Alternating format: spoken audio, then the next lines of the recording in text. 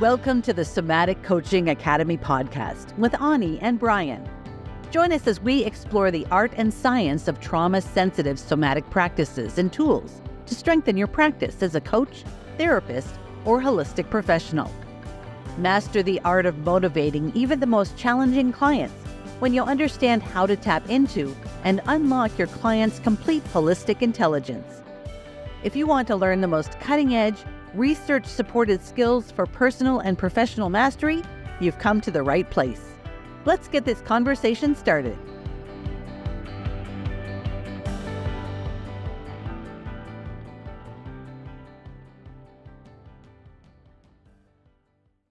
Hi, and welcome to the Somatic Coaching Academy podcast. Hey there, Brian. Hey, Ani. Hi. How are you? I've gotten so much great feedback about the episodes we just did about decision making. Been getting emails and letters, and people are really getting a lot out of it. The comments have been great.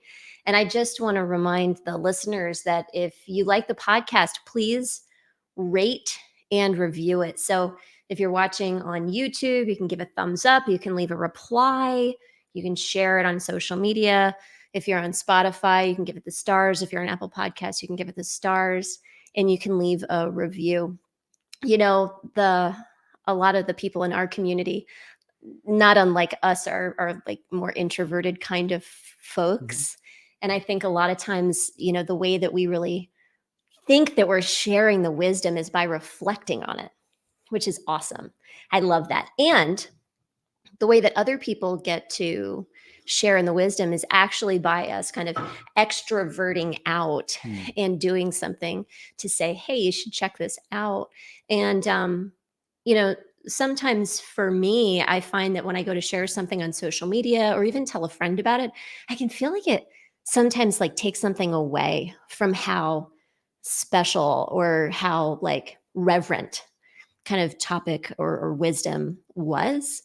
But actually, folks, if we want to help the world be a better place, we do need to do things like share the wisdom that really makes a difference for us and share that reverence, even when it feels like sometimes putting it on social media or doing something kind of what feels like superficial or trivial, like adding the stars, you know, can feel kind of superficial, but it's really helpful for other people to know that the podcast matters, because new people who don't know us will come to the podcast, and the automatic way that we evaluate whether or not a podcast is worthy of our time is to look at how many stars there are and read reviews.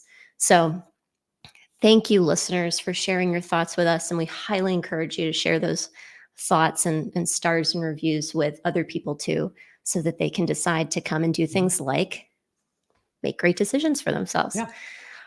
So for this episode, Brian, is episode 28. 28, here we are. Great. I'm excited to get into it with you.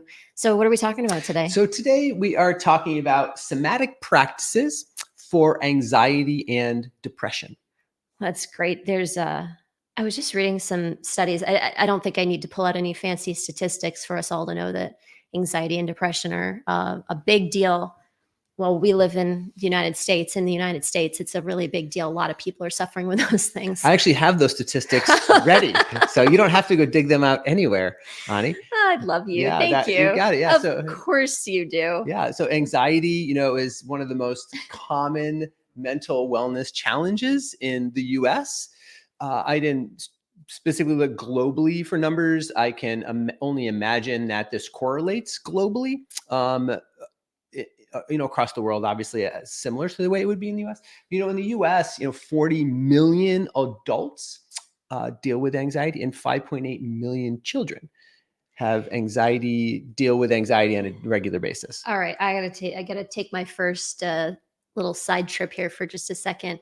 The kids really is staggering for me, and I've been reading about recently what a big epidemic anxiety is for young people nowadays. And hey, listen, we can blame it on a lot of stuff, but I think we're living in an unprecedented time where we don't really know until 30, 40 years from now the effects of some of the things that our young people are dealing with. And we also are making assumptions based on how we grew up about some of the things that young people have to navigate, like, for example, having phones and computers, at their disposal so early. So we make assumptions on those things based on how we grew up. But my point is that one of the best things that we can do for kids and teenagers and young people, as people who are older than them, are to be great role models and we could explain the energetics of that. We're not going to go on that path today, but to be great role models in terms of taking care of our own nervous systems and our own anxiety, and using natural methods and somatic practices to be able to do that, so that the kids can see us as grownups really taking care of ourselves and our nervous systems. Mm-hmm. That can make a huge impact. Yeah, I think it certainly can, Ani. And, a lot of this kind of comes back. We're going to talk about core centering as a somatic practice. And just a few weeks ago, we had an open class, a public class that people are able to come to. We did core centering for anxiety. And so some of this stuff ties together. And in that class, it was really interesting. As people entered into the Zoom room, we asked questions. Of course, you always want to know where you're from and, your name and kind of where you are in the world and those kinds of things. And we had people from all over the world join us. But some of the questions we asked was, how would you define anxiety? And it was interesting. Everyone had a little bit different take on it, but it kind of formulated around a cluster of information, and which we're going to talk a little bit more about. And then the question I asked was, well, what does it feel like in your body? Like, how would you describe anxiety? It was really fascinating. So we had all these responses come in, and there was a locus of answers around the sensation of tightness. Like the 90, I haven't gone back and actually looked, but if just my estimation, 90% of the answers focused around tightness somewhere, which I thought was really fascinating. Because when we think about anxiety energetically, which we talked about in this class, we went kind of a little deeper into the understanding of what anxiety looks like energetically and what parts of the body are featured around those problems, and why somatic practices are helpful for those things, which you can touch a little bit on today since we're here talking about somatic practices for anxiety and depression. But I just thought that there was an interesting commonality around that sensation of tightness with anxiety. Yeah, you bring up a good point, because from a sensation-based model, we're always asking where you feel things and what they feel like, because we make an assumption sometimes when we're just talking about emotions that you experience things like I experience things, but we actually don't experience things the same way. And we can experience emotions in different ways that we want to choose, when we can kind of take apart from a sensation base how things feel. So that's really interesting to notice some of the commonalities with that. Yeah, when you look at the root of the word anxiety, and you look at the root of it is the word Angst in German. And when you kind of define that word Angst, it translates as choking in the narrows. A choking in the narrows. And so when you think about this idea of tightness, people are describing it as tightness, and the historical definition of it is choking in the narrows. We're talking about there's a tightness, there's a choking, there's a squeezing. We know that anxiety always correlates to breath, a problem with breathing. Sure. Both directions. Choking, you said. So like that breath tie-in exactly, right? So there's some really interesting historical tie-ins Yeah. with the whole idea of anxiety, how we're seeing it in more modern implications and those sorts of things. But it is really interesting. Do you know how anxiety relates to panic? Because for me, when I experience anxiety things, it's almost like a low-level panic that if I don't do something about could turn into panic. Yeah, well, anxiety is on a spectrum. Certainly, there's general anxiety disorders where there's this background anxiety that runs. There's anxiety disorders that are more on that panic type spectrum, where there's a lot of energy and there's a lot of sympathetic nervous system activity that's going on in the body. And so it depends on where you are in that spectrum. One of the interesting things when you look at studies on anxiety, especially general anxiety disorders, that one of the commonalities with that, and people did mention this in that open class when I asked them, it's like, well, why do you think it happens? Like, what's a feature of it? And the whole idea of worry was a big part of that. Oh, okay. So Sure. General anxiety is because, when we do somatic work with people and we ask them about where do you feel something? What does it feel like? Lots of times people describe the same sensations for anxiety as they do for excitement. Mm-hmm. And so what's the difference? A lot of times the difference is context. So emotions are always steeped in context. Yeah. Then so we can't separate that piece of it from it. And so some of that context of anxiety is worry. And worry is really we're fantasizing about something in the future that could possibly go wrong. Right. Yeah. And there's another feature of it. It's always something we have no control over.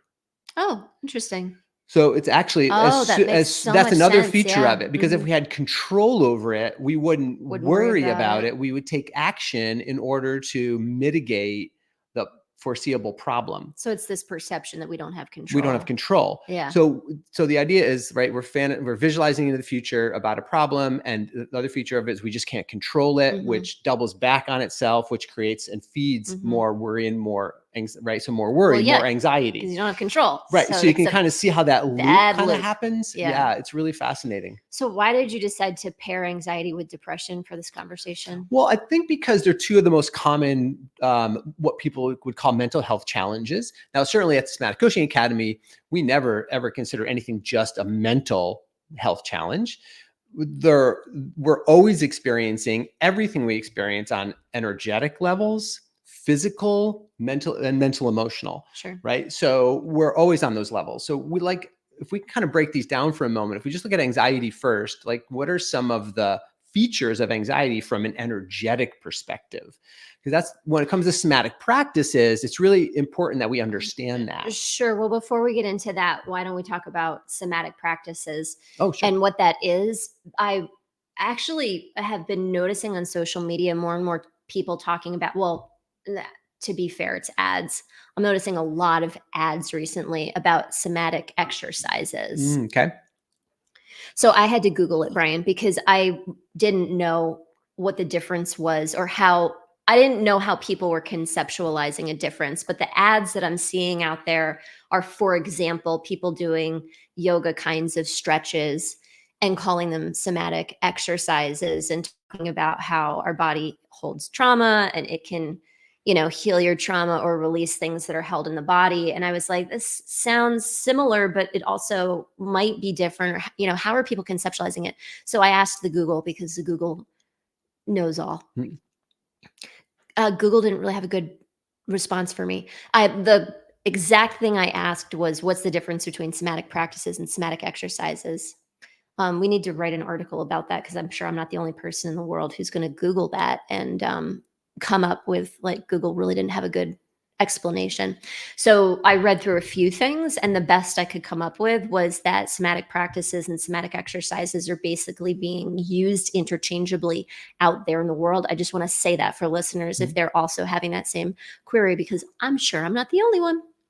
So how would you classify somatic practices? Well, so somatic practices certainly are kind of an umbrella term for research. I think the whole reason that somatic practices that term was kind of coined was for researchers to be able to look at the efficacy of things like Tai Chi, things like Qigong, things like yoga, things like breath work, things like mindfulness practices, and put them all under one umbrella for what research. Are we going to call this? Yeah, what are we going to call this?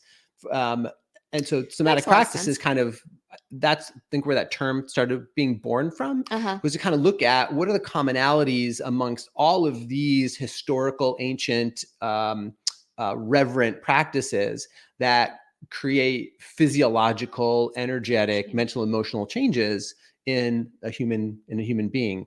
And so somatic practices kind of take up that whole kind of umbrella. I'm really happy about that, actually, because, it must have been about 12 years ago that you and I were studying Tai Chi and Qigong. And one of the reasons you wanted to study it was, at that time, as a practicing private practice physical therapist, you were starting to see that the research was pointing towards the power of Tai Chi and Qigong practices specifically for physical therapy. Right. And it was a brand new thing. It was like the new thing that researchers figured out, that Tai Chi and Qigong could help physical therapy. It was an exciting time. And I'm excited about what you're saying about somatic practices, because I can kind of see the widening of that umbrella so that we can say, hey, Tai Chi and Qigong, yes, but not only Tai Chi and Qigong. Like, there's a number of different ways that we can really tap into the things that are meaningful and work for each of us. And there are similarities about these things. It also, you know what else it does that I really like? It kind of takes that potentially competitive nature between Tai Chi and yoga Yeah. and just cuts that out. Because some people are more inclined to love yoga and some people are more inclined to love Tai Chi or different kinds of practices. And we can kind of all be like, hey, all of us practice somatic practices. And I love that about it. Yeah, right. It can really bring us together more in community and make somatic practices a part of everyday life. One more thing about that. Make it a part of everyday life. Exactly. So we're seeing somatic practices everywhere now.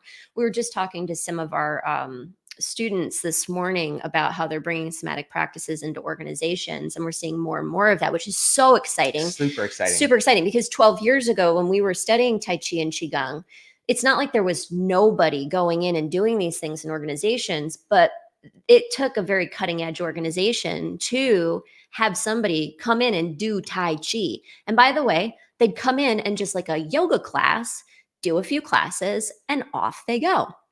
But what we're seeing now is that even organizations, I've just talked to another student yesterday who's doing a big contract in different school districts. Like, we're seeing core centering specifically go in as somatic practices, not as Tai Chi, not as yoga, not as Qigong specifically, but core centering, which is like this really wonderful way to talk about somatic practices. And we see them going into mainstream as just a normal thing that people with bodies do to help themselves be better humans. Just so exciting. Yeah, exactly. And another reason too, that somatic, the idea of talking about these as somatic practices is so important is we know Qigong, Tai Chi, yoga are mindfulness practices are so powerful and helpful for so many things. So the research is really clear on that. I mean, there's been so much research, there's more research on it, which I'm glad is happening, but that's very, very clear.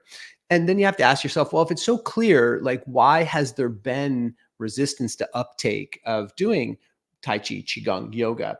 And part of I think part of the issue is that these ideas, these practices come from other places, especially in the US. So if we're talking about what's the challenge with the US taking it up, is they come from other places. And because they come from other places, like Qigong and Tai Chi has a whole lineage in traditional Chinese medicine. Yoga, there's a whole lineage in Ayurvedic medicine.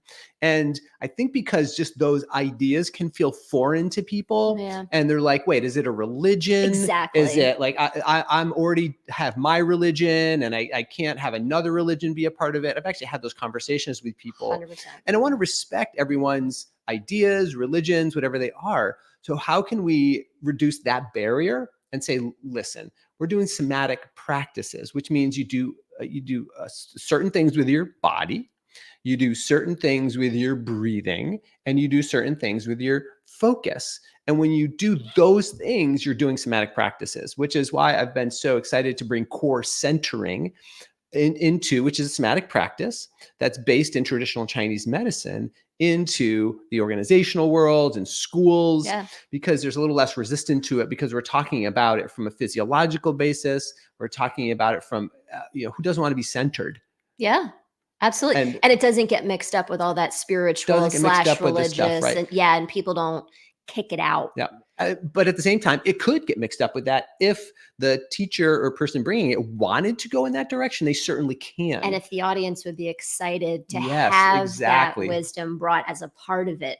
But if they're not, no problem. Right. Yeah. And in the core centering training, we actually teach people to do both, go both of those directions. So they understand, how can you bring this to your audience, to the people who can benefit from it most, while lowering the resistance to doing the practices so that people can benefit from it in a really powerful way. And so we teach everybody how to do that in the program. I know we're getting a little bit off track. So if we come back to anxiety for just a second, there's something I just want to talk about from an energetic level. So why are we talking about somatic practices for anxiety? and for depression. So if we think about anxiety, again, one of the features that our participants and that we know, our clients, our students tell us, what does anxiety feel like? And if you look at it from a traditional Chinese medicine lens, there's a lot of energy in the system. We know from an autonomic nervous system perspective, there's a lot of sympathetic nervous system activity. So there's a lot of adrenaline, epinephrine, like norepinephrine in the system. So the system's really upticked, and there's a lot of energy that seems to be rising in the body, which is why in anxiety is oftentimes just like thoughts are spinning, a lot of ruminating thinking. Yeah, it actually takes people a second, as I'm thinking about clients through the years, to think about it when you say, well, where do you feel that anxiety and what does it feel like? Because they're so identified with the thoughts Correct. Yep. of the anxiety experience that they're like, wait, my body? It's different with depression though, yeah? Yeah, so depression, there's more of a sinking energy from an energy medicine perspective, from a traditional Chinese medicine perspective. There's more of an energy that's kind of sinking. And I think for people that experience either anxiety or depression or both, that it probably makes sense for people. So anxiety, energy rises in the body. And when the energy rises in the body, it rises to the head, which creates activity in the brain, and then lots of thinking. With depression, there's more like a depletion of energy. Energy kind of sinks down in the body, and the brain gets slower and more Foggy. confused and foggy. I don't even know. Yeah. Simply because of where the energy is going in the body. So if we just look at it from an energetic perspective, anxiety is a situation where there's a lot of energy up in the top of the body, and depression, I wouldn't even say there's a lot of energy in the bottom of the body. I'd say there's actually a depletion of energy. And what energy is in the system is dropping down. Mm-hmm. Yeah, one of the things I love at Somatic Coaching Academy is we make things super simple. So we could have like an entire podcast dedicated to anxiety, Mm-hmm. or an entire podcast. I'm not talking about an episode, an entire podcast with hundreds of episodes dedicated to depression. Mm-hmm. We love to make things super, super simple. And so we took these major concepts and we just made it really easy to understand from an energetic perspective. Yeah. The other thing, how we were talking about the breath just a couple of minutes ago? Yeah. I think there's an interesting feature with both anxiety and depression. Again, just around this the energetics and anxiety rise, depression, it kind of sinks. Have you noticed that with anxiety, it's really difficult to get a full exhale? Yeah. It's a lot of, it's like, and with depression, it's very difficult to get a complete inhale. It's a lot of, mm-hmm. Yeah. So there's a lot of exhale. So just if we start thinking about how energy and breath work together, and what we might do about those things, just notice those features. Right. So just pause for just a second, because what we're talking about is somatic practices, and breath work is a part of somatic practices, but we actually put the breath with body practices, because if we just paid attention to the breath, and what you're saying here is like the breath, I am feeding you a line, just so you know. The breath, Brian, seems to be like the key to something here, as you're talking about it. But also, if we just do breath work, we're missing the fact that breath operates within a system. But is it true, Brian, that breath actually seems to be like, I don't know, the handle that opens the door or something like that? Yeah, right. That is a great saying from the Secret of the Golden Flower. Yeah. The breath is the handle of the mind. Wonderful saying. Interesting too, when we did this class just a few weeks ago on core centering for anxiety, and I asked people, what do you typically do for anxiety? And so many people said, I breathe. I do some breath work. And so there's an interesting thing that we talk about in core centering, that the breath is really powerful. And at the same time, the part of the brain that interacts with the breath takes its cue from what's happening in the body. So if there are changes in the body around muscle tension, acid-base changes in the body, metabolic changes in the body. That information is feeding into the part of the brain that actually controls the breathing.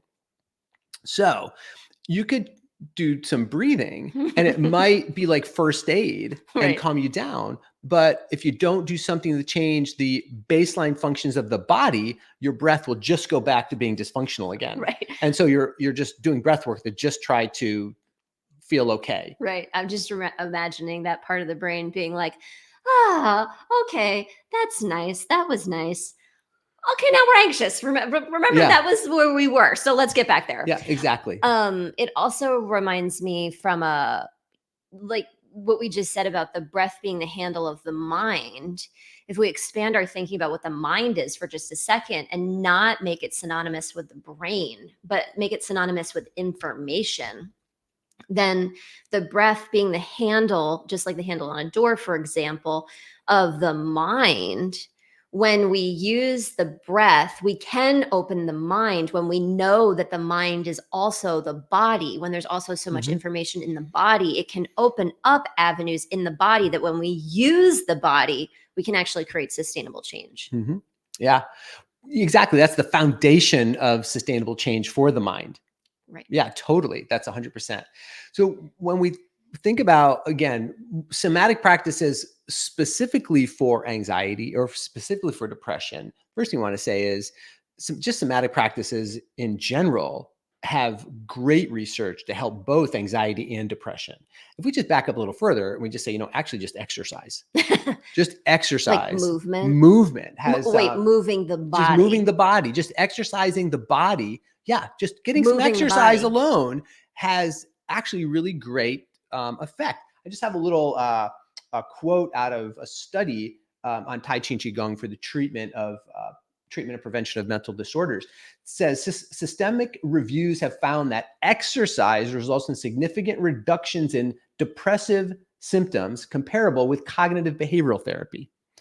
So what they're saying is exercise, just doing exercise, just getting out for a walk alone has been comparable. will have comparable to results to cognitive behavioral therapy for depressive symptoms. So that's just exercise alone. We're not even talking about adding in the mindfulness aspect. Sure. Right? 2 studies found that exercise is comparable to Zoloft in terms of efficacy for treatment of major depressive disorders. And Tai Chi and Qigong interventions have been shown to be comparable effects at reducing anxiety. And in general, evidence from clinical trials supports a positive association between physical activity and physical and psychological health. So just exercise alone is powerful medicine. Well, that's exactly what I was going to use. I think that, we think of food as medicine, for example, or like we're talking about free medicine. Yeah. This stuff's expensive in our society, like the cost of medicine and medical stuff. And it's just out of control.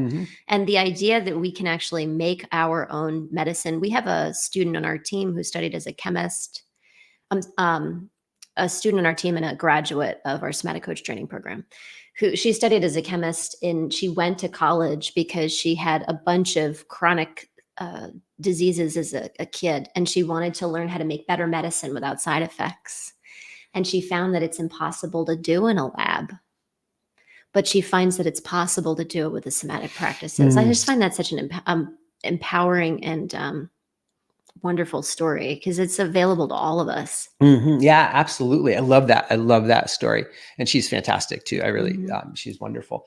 And so the idea is with somatic practices, we're doing exercise, right? You're moving your body, but mild to moderate, not excessive exercise. So a lot of times when people hear us exercise, they're like, oh, I got to go out for a run. Right. Got to get my heart really pounding. No, we're talking about mild to moderate exercise. It's just like the American way, Yes, isn't it? exactly. Make it hard. Make it really, it's got to be hard. Does that be hard? Mild to moderate.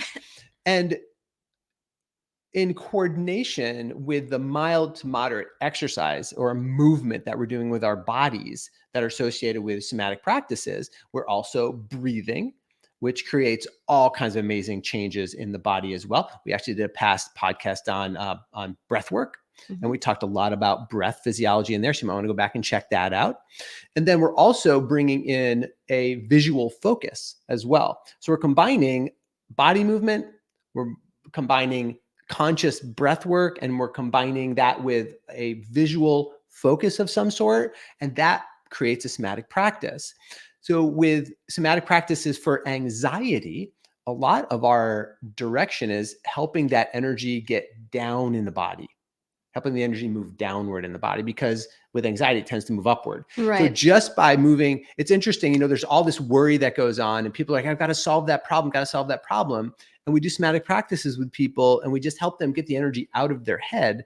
It's like the problem's not there anymore because the rumination has gone away. That's really what the problem is. Yeah. One of my favorite sayings to our clients and students is the problem is never the problem.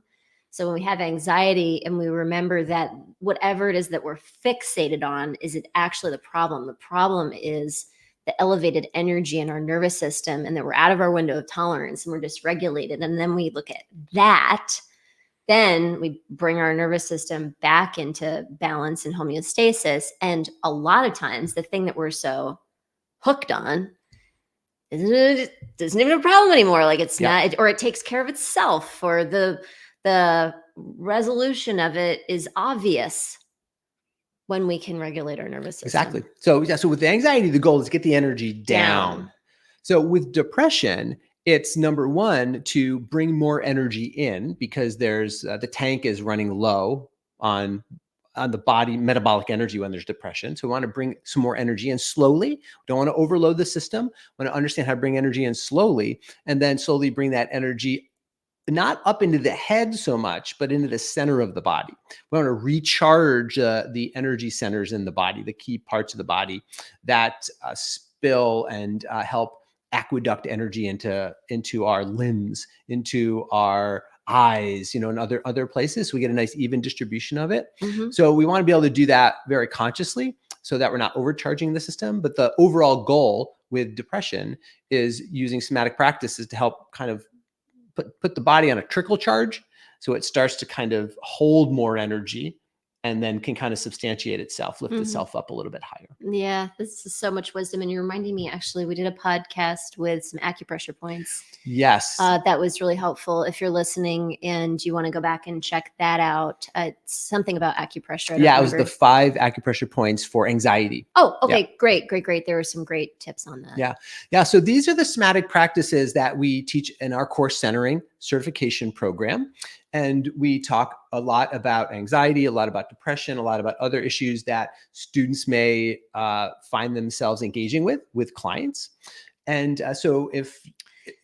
Well, we're really excited about course centering right now too, because we're going to be at the Kripalu Center for Yoga and Health here in just a few weeks. Yeah, first week in June. Yeah. So, I'm so excited about Kripalu. Kripalu is one of my favorite places on the planet. Yeah, it's amazing. I love Kripalu. And it's such a wonderful opportunity to practice with people in real life, in person, rather than just over the computer, Zoom, right? Yeah. There's so much. I think that all the Zooming we've been doing for the last few years, we forgot what it's like to be together. And, the last time we were together, a couple of months ago with a group of our students in our certification retreat doing practice together. And it was it's so amazing. It's ineffable. The words just aren't there to talk about the connection, the energy internally, the communal cultivation of these things. It's really incredibly, incredibly powerful that you almost forget about, because you've been on the computer the whole time. And you're like, oh yeah. And then that becomes your normal, and you forget how powerful it is to be in person. Yeah. And so this is going to be, we do course centering both, virtually, but this in-person opportunity is just, it's amazing. The way the world's turned for us to be able to have choice around whether we do things virtually or in person, I think has been amazing. The way that the world's opened up to us during COVID, all of a sudden we have access to things we would have never had access to, and things like that, which is really exciting. And now we're remembering how great it is to be in person. One of the things I'm most looking forward to at Kripalu, like you were saying, is just being in that energy with real people again. And because Kripalu is a place where people come to reflect, to be centered, to learn, to grow, and really reflect on their own process as human beings, the energy there is outstanding. So I'm really excited to be there. And if you're looking for a place to relax and learn at the same time, and to share an amazing energy with our community, which is just our community's bar none, just outstanding human beings. And if you're a coach, you can even get continuing education credits for coming and studying with us. It's like such a win-win-win. So definitely go to the Kripalu website, and it's on our website as well under events. You can check it out, and you go to Kripalu and check out the course if you're looking for a place to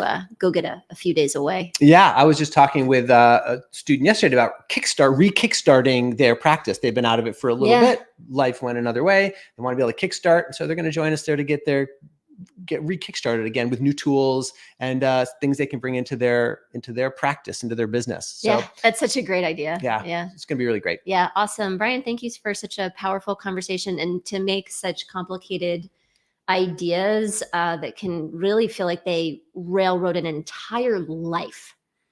So simple and so practical. I'm so glad we had this conversation about anxiety and depression today. Thanks, Ani. Yeah, thanks. All right. See you next time.